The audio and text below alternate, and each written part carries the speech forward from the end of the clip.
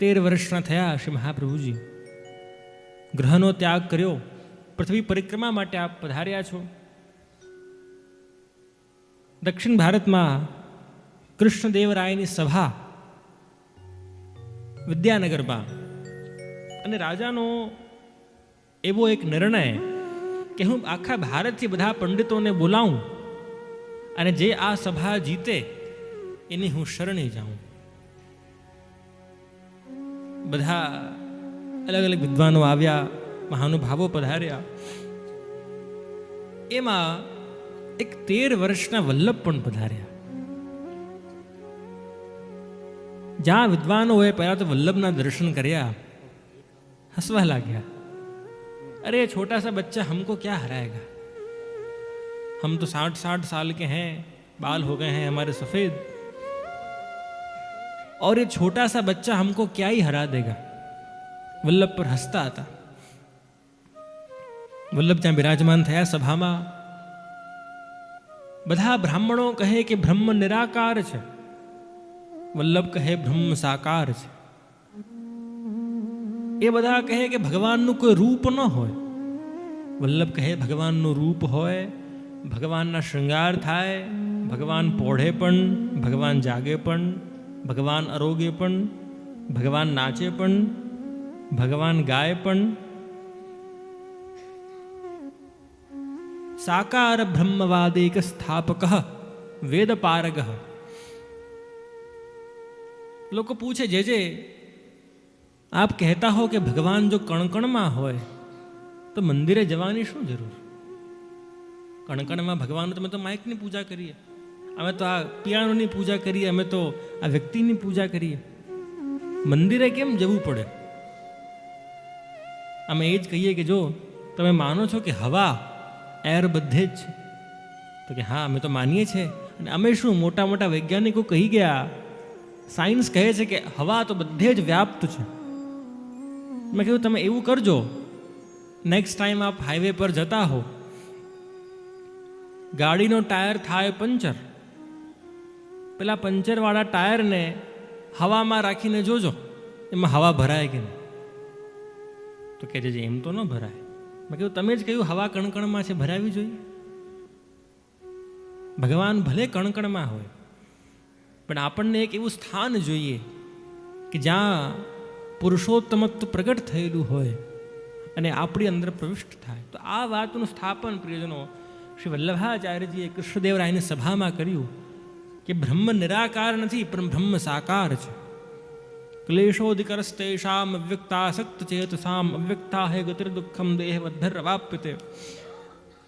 ભક્તિયોગમાં ગીતાના 12મા અધ્યાયમાં ભગવાન કહે છે કે નિરાકારની નહીં પણ સાકારની ઉપાસના કરો. તો જ્યાં શ્રી વલ્લભે પ્રિયજનો બધા બ્રાહ્મણોને પરાસ્ત કર્યા, એક એક કરીને બ્રાહ્મણો આવે, વલ્લભની સન્મુખ આવે, વલ્લભથી પરાસ્ત થઈ એમના ચરણોમાં બેસી જાય. બીજા આવે, પ્રશ્નો કરે, વલ્લભ ઉત્તર આપે, હારી વલ્લભની શરણાગતિ સ્વીકાર કરે. આવી રીતે બધા બ્રાહ્મણોને શ્રી વલ્લભે હરાવ્યા. અને ત્યારે બધા આપની વિદ્વત્તાને, આપના પાંડિત્યને ઓળખી ગયા કે આ કોઈ સાધારણ બાલક નથી, તો પ્રભુનું જ રૂપ છે.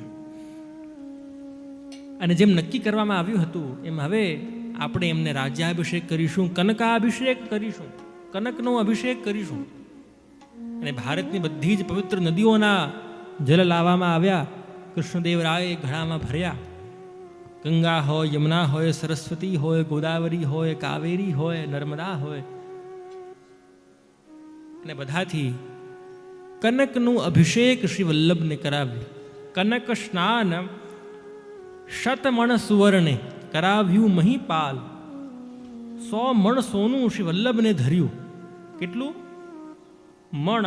100 સિક્કાની 100 મણ સોનું ધર્યું. પણ વલ્લભે એમાંથી ખાલી 7 મહોર સ્વીકાર કરી. અને એનાથી પણ પોતાના માટે નહીં, પણ શ્રીજી માટે પાયલ સિદ્ધ કરાવડાવી, જે આજની તારીખમાં નાથદ્વારામાં શ્રીનાથજી ધરી રહ્યા છે. તો કહાવત રામાયણનું જ છે ને કદાચ એક વચન કે મર જાઉં પર કભી ન માંગું અપને કાજ. મર જાઉં पर कभी न मांगू अपने काज, पर परमार्थ के काज मोहे માંગત ન આવે લાજ. મરી જઈશ પણ ક્યારે પોતાના માટે ન માંગુ, પણ સારા કાર્ય માટે જેની સામે ઝૂલી ફેલાવી હશે ફેલાવીશ. એવું હનુમાનજી કહે છે, કોઈ એમાં ધ્યાન નથી મને કોઈ એમાં કહે છે. તો પોતાના માટે કંઈ ન લીધું શ્રી વલ્લભે, પણ ઠાકુરજી માટે અંગીકાર કરાવડાવ્યું છે. અને ત્યાં ગોપાલદાસજી વલ્લભાખ્યાનમાં ગાય કે કનક સ્નાન શતમણ સુવર્ણે કરાવ્યું મહીપાલ, પણ તે મૂકી વેગે ચાલ્યા રાય દૃષ્ટિ ન પાછી વાળ. કનક સ્નાન સતમણ સુવર્ણે કરાવ્યું મહીપાલ.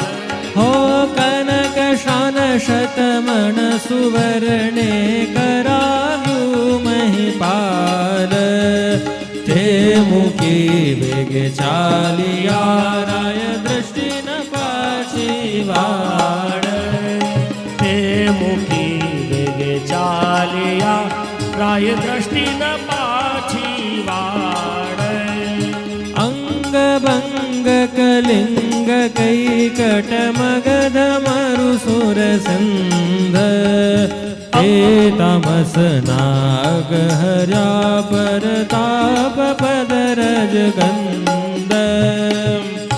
ગભંગ કલિંગ કૈકટ મગધ મુરસિત સિંધ, તે તામસના હર્યા પરતાપ પદ રજ ગંધ. કનક શાન શતમણ સુવર્ણે કરાવ્યું મહીપાલ, તે મૂકી વેગે ચાલિયા રાય દૃષ્ટિ ન પાછી વાડ. રાય દૃષ્ટિ ન પાછી વાડ. રાય દૃષ્ટિ ન પાછી વાળ. બોલો શ્રી વલ્લભાધીશ. સખી જય. પ્રિયજનો, આ રીતે ત્યાં કનકાભિષેકનો ક્રમ પૂરો થયો. આજે મનોરથીઓની એવી ભાવના છે કે જે કનકાભિષેકમાં આપણે બધા તો કોઈ હતા નહીં ત્યારે, પણ આજે આપણે એની ભાવના કરીએ સૂક્ષ્મ રીતે. શ્રી વલ્લભનું સ્વરૂપ બિરાજમાન છે, અને કનકનો અભિષેક તો ન થાય આજના જમાનામાં, કેસરનો અભિષેક થાય. કેસરના જલથી આપણે આપનું સ્નાન કરાવીશું, બધા દર્શન કરીશું.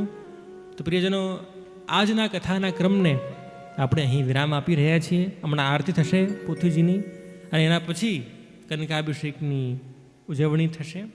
અને આપણે બધા કાલે ફરી મળીએ. અને કાલે આજે મહાપ્રભુજી ઉપર આપણે ચિંતન કર્યું, કાલે આપણે શ્રી યમુનાજી ઉપર ચિંતન કરીને એટલું જ કહીને હું મારી વાણીને શ્રી વલ્લભને જ સમર્પિત કરીને અહીં જ વિરામ લઉં છું. એથી શુભમ. શ્રી વલ્લભાધીશ કી જય. શ્રી ગોવર્ધનનાથ કી જય. શ્યામ સુંદર શ્રી અમને મહારાણી કી જય.